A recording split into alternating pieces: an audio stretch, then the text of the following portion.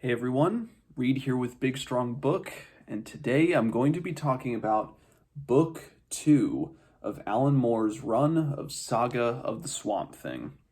So this second volume collects, I just want to make sure I get the issue numbers right, issues 28 through 34 of the saga, as well as the Swamp Thing Annual number 2, kind of an extended issue that I think came out at the beginning of 1985.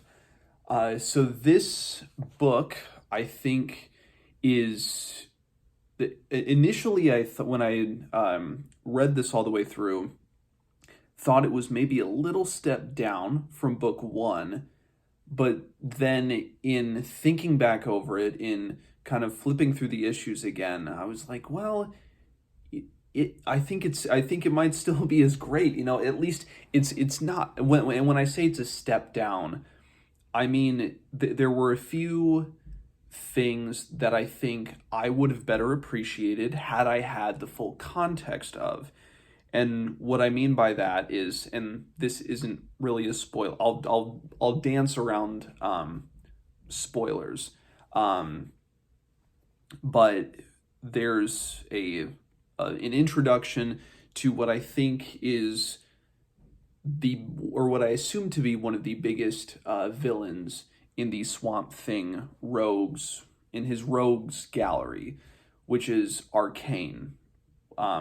Which again, reading through this, I understand is his or was Alec Holland's father-in-law, and seems to be Abby, her uncle. So that means I would guess that Alec Holland's wife, Linda, and Abby were cousins.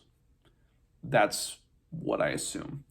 Arcane makes a big appearance, and the culmination of the Arcane appearance, I mean, it's very creepy in how he, is bringing all of these horrific people back from the dead, and he's kind of manifesting himself in Matt, Matt Cable, Abby's husband.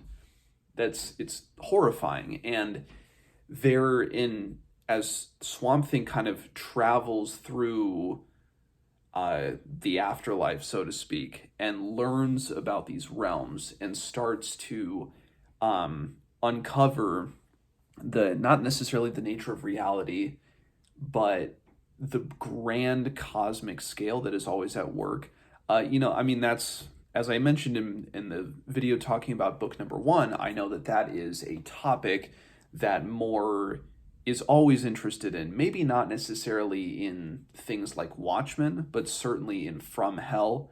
And I haven't read Promethea yet, but I understand like the kind of not magical, but where he deals with just cosmological things on a grand scale that is so outside of the realm of the worlds that these characters are inhabiting. And but a broader aspect of this is Abby's kind of grappling with her identity and where she fits into the world. Even though this comic is not about her, she's not at the focus of it, but she is great as kind of the audience's in onto the story, because the stuff that she is experiencing, the stuff that the Swamp Thing are experiencing, it's bizarre, it's odd, and as the crucial human character in this narrative, she's kind of the linchpin of it, and so I think a bulk of that storyline, the storyline culminates in the annual number 2 issue, which was great. But when I say I'm missing context for things, I think and I wonder, had I read the issues that had started either right before Moore's run, or maybe again, I think, oh gosh, I'm gonna look in the back of the book. The original creator of Swamp Thing, if I can remember what his name is. Oh, it's in here somewhere. Len Wein, I think, uh, was his name. Anyway, so the original creator of Swamp Thing, if I had read his earlier stories, when Arcane is introduced, because I feel like I would have maybe had an even better appreciation. And maybe that's not the case. Maybe before Alan Moore took over, Arcane was more of a one-dimensional type of villain and character. So, and he may come back. I don't know. Maybe this is it. Maybe this is it that we'll see of him for the run.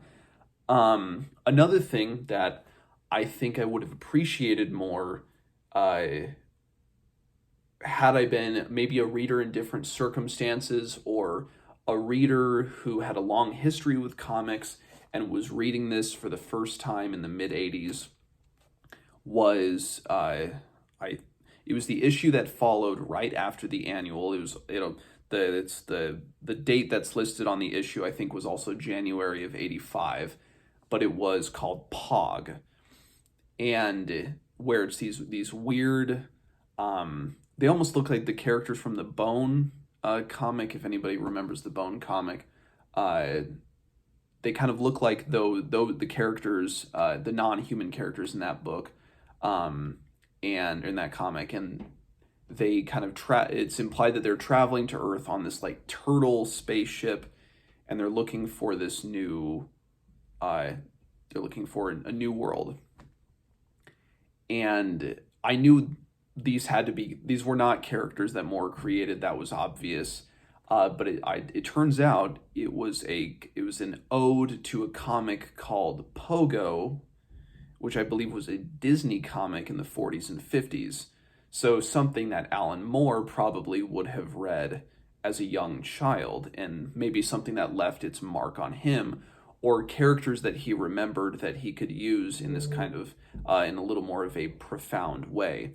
It was a very intriguing chapter. It was kind of, just like a little story that had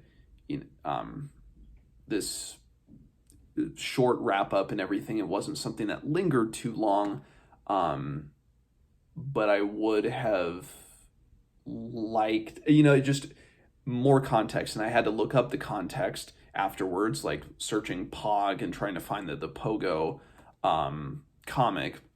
So I better understand the context now, and that it was just more paying homage to something probably from his childhood.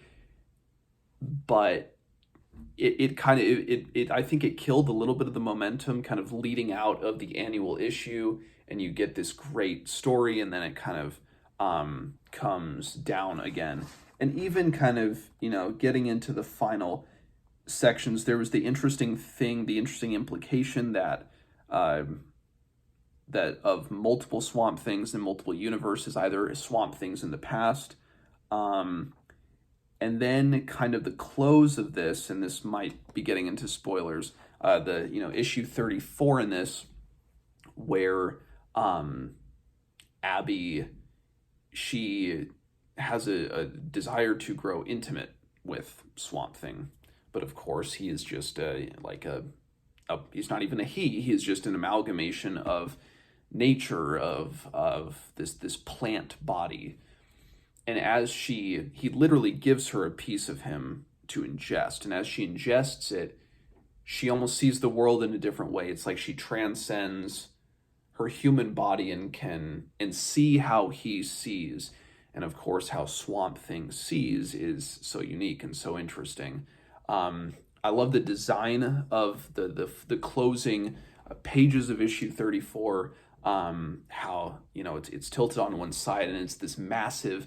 It's almost like a tapestry or a huge tableau of just, again, Abby as audience stand-in, of seeing her experiencing these things and coming away from it feeling better about herself, or more in tune with not only with Swamp Thing, but with almost like the world as a whole. So yeah, I mean, this book was a fascinating, certainly, continuation, some pacing things from issue to issue, but I understand with the serialized nature of comic books, you're going to get that sometimes. And again, had I been reading this in the time when this was first released and had been appear to more in terms of being around the same age as him, I might have appreciated it a little more. So, regardless, book 2 is a very strong continuation in the Saga of the Swamp Thing. So if you guys have read issues 28 through 34 of Alan Moore's Swamp Thing, let me know, and I will see you guys next time.